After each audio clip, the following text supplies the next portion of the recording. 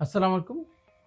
Hello viewers, আমি professor doctor Shahidul Islam, chief consultant, Barak PRP medical centre. আমরা আজকে কথা বলবো হাঁটুর অস্টিও আর্থ্রাইটিস নিয়ে। আমরা জানি যে সারা বিশ্বে যত অসুখ মানুষকে ডিজেবল করে এর ভিতর অস্টিও আর্থ্রাইটিস নিয়ে হচ্ছে ফোর্থ মানে চতুর্থ বৃহত্তম কারণ।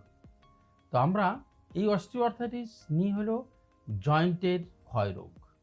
আমরা জানি প্রতিটি জয়েন্টের মধ্যে যে হাড়গুলো মিলে জয়েন্ট তৈরি করে, সে হাড়গুলোর মাথায় কচকচে হাড্ডি থাকে, যেটাকে আমরা বলি কার্টিলেজ।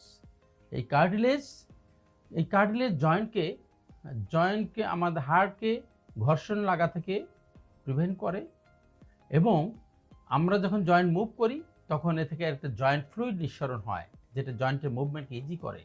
যেমন মোটর চলার জন্য, কলকব্জা চলার জন্য লুব্রিকেন্ট লাগে, মোবিল লাগে, ঠিক সেরকমভাবে আমাদের জয়েন্ট ফ্লুইড হচ্ছে আমাদের এই জয়েন্ট মুভমেন্টের জন্য একটা মোবিল বা এটাকে লুব্রিকেন্ট আমরা বলি।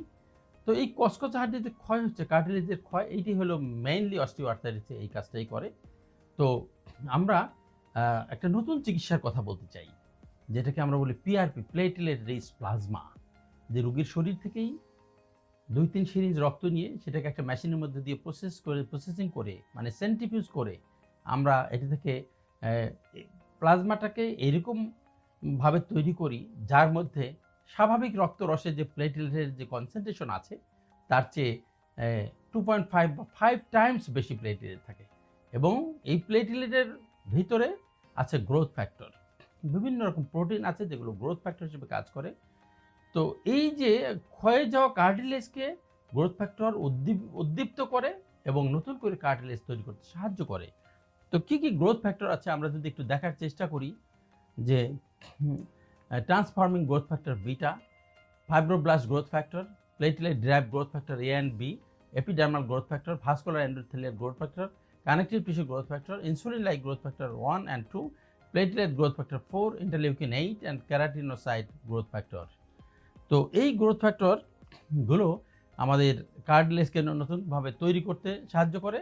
এরপর আমরা আসি যে আমরা চাই যে ছবি কথা বলুক, যে কার্টিলেজ যে তৈরি হচ্ছে তারই কিছু প্রমাণ আমরা আজকে হাজির করব। আমরা দেখতে পাচ্ছি যে আমরা এখানে এই হাঁটুটা যদি আমরা খেয়াল করি যে 45 ইয়ার্সের এক ফিমেল, হ্যাঁ, যে যার মিডিয়াল কম্পার্টমেন্ট অফ দ্য নি জয়েন্ট অলমোস্ট 2 হাড্ডি পরস্পর সংযুক্ত হয়ে গেছে, মিশে গেছে। দ্যাট মিন্স এখানে কোনো কার্টিলেজ অবশিষ্ট নেই। কিন্তু এইখানে দেখুন ল্যাটারাল কম্পার্টমেন্টে 2 হাড্ডির মাঝখানে ফাঁকা আছে, দ্যাট মিন্স এখানে কার্টিলেজ আছে। আমরা 3 কোর্স পিআরপি ইন্ট্রাআর্টিকুলার দেওয়ার পরে এখানে আবার নতুন করে স্পেস তৈরি হয়েছে। হ্যাঁ, কাজে এটা একটা প্রমাণ যে পিআরপির মাধ্যমে কার্টিলেজ তৈরি হচ্ছে। আমরা যদি এই ছবিটা খেয়াল করি, এখানে একই রোগীর দুটো হাঁটু, এটা তার রাইট নি, এটা তার লেফট নি। তার লেফট নি গ্রোস অস্টিও আর্থ্রাইটিস, যে ফিমোরাল কম্পোনেন্টটা টিবিয়াল কম্পোনেন্টের মধ্যে অলমোস্ট ঢুকে গেছে। দ্যাটস মিনস এখানে কার্টিলেজ তো নাই, এবং হাঁটুর যে নর্মাল আর্কিটেকচার সেটাও একদমই ডিস্টর্টেড হয়ে গেছে। এখন আমরা 3 কোর্স পিআরপি দেওয়ার পরে এখানে কার্টিলেজ তৈরি হয়েছে এবং নি জয়েন্টটা আর যে মিডিয়াল কম্পার্টমেন্ট সেটা তার নর্মাল অ্যানাটমিক্যাল শেপ ফিরে পেয়েছে।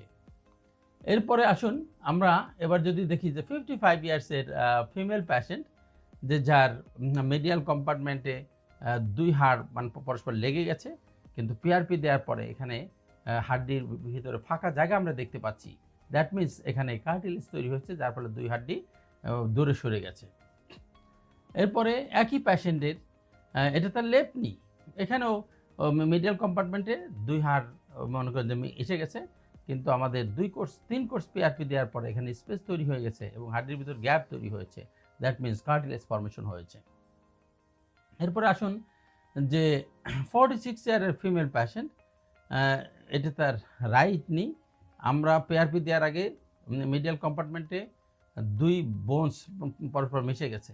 আমরা পিআরপি দেওয়ার পরে 3 কোর্স দেওয়ার পরে এখানে স্পেস তৈরি হয়েছে, দ্যাট মিনস কার্টিলেজ তৈরি হয়েছে। এরপর সেম প্যাশেন্ট 46 ইয়ার্সের, এটা তার লেফট নি জয়েন্ট, এখানে পিআরপি দেওয়ার আগের ছবি এটা এবং পিআরপি দেওয়ার পরের ছবি এটা। আমরা স্পষ্ট দেখতে পাচ্ছি এখানে স্পেস তৈরি হয়েছে, দ্যাট মিনস কার্টিলেজ তৈরি হয়েছে।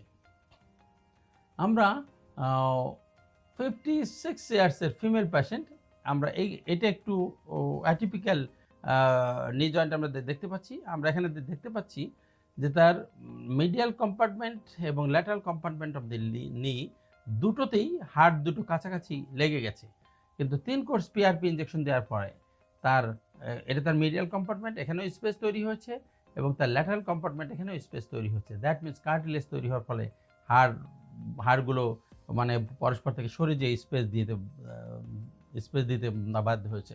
এরপর আমরা দেখব খুব সিরিয়াস একটা অস্টিওআর্থাইটিস, যে এটা আমরা বলি যে গ্রোস অস্টিওআর্থাইটিস বা স্টেজ 4 অস্টিওআর্থাইটিস। এবং এখানে আমরা জয়েন্ট যদি ডিজিজের কারণে ফিউশন হয়ে যায় সেটাকে আমরা বলি অ্যাঙ্কাইলোসিস। এখানে 60 ইয়ার্সের মেল পেশেন্ট, যে যার রাইট নির মিডিয়াল কম্পার্টমেন্টটাও অ্যাঙ্কাইলোসড হয়ে গেছে এবং লেফট নিয়ের মিডিয়াল কম্পার্টমেন্টটাও অ্যাঙ্কাইলোসড হয়ে গেছে। এখানে আমরা একটা স্পেশাল ট্রিটমেন্ট দিয়েছি, যে শুধু পিআরপি না, আমরা লেজার পিআরপি করেছি। যে পিআরপি যে আন্ডার স্পাইনাল অ্যানেস্থেসিয়া আমরা লেজারের ফাইবার দিয়ে আর্টিকুলার সারফেসে মাল্টিপল পাংচার করেছি, তারপরে আমরা পিআরপি দিয়েছি। এবং 2 কোর্স পিআরপি দেওয়ার পরে, একটা লেজার পিআরপি একটা নর্মাল পিআরপি দেওয়ার পরে এখানে যে স্পেস তৈরি হয়েছে, ইটস আমাজিং, যেটা মানে অকল্পনীয়, যে আমি এটার রেজাল্ট দেখে আমি নিজেই মুগ্ধ হয়ে গেছি। এরপরে দেখুন যে এটা আমরা বলছিলাম যে এটা তার লেফট নির, সেম পেশেন্টের লেফট নির মিডিয়াল কম্পার্টমেন্ট, এখানেও দেখতে পাচ্ছি আমরা যে স্পেস তৈরি হচ্ছে, দ্যাট মিনস কার্টিলেজ তৈরি হচ্ছে এবং নি জয়েন্ট তার সে ফিরে আসতে সাহায্য করেছে। এরপরে আমরা দেখতে পাচ্ছি যে 75 ইয়ার্সের মেল পেশেন্ট, যে যার এখানে কোনো স্পেস ছিল না, কিন্তু এখানে পিআরপি দেওয়ার পরে তার স্পেস তৈরি হয়েছে।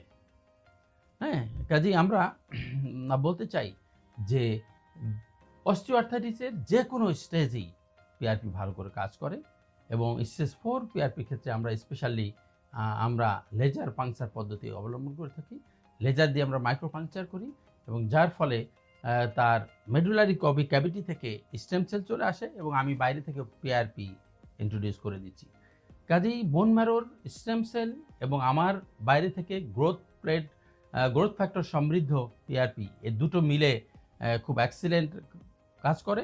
এবং আমরা বলতে চাই যে ন্যাচারাল জয়েন্টকে, ন্যাচারাল হাঁটুকে রেখেই আমরা মানুষকে কমফোর্ট দিতে পারি।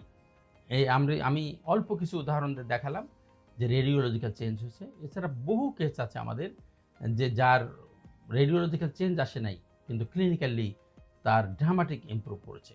কাজে আমরা বলতে চাই যে পিআরপি অস্টিওআর্থাইটিসের একটা বড় সমাধান এবং এটা অপারেশন না করেই, বিনা অপারেশনেই অস্টিওআর্থাইটিস অফ দি নি যে কোনো লেভেলের যে কোনো স্টেজেরই আমরা চিকিৎসা করতে সক্ষম। সবাই ভালো থাকবেন এই প্রত্যাশায়। আল্লাহ হাফেজ।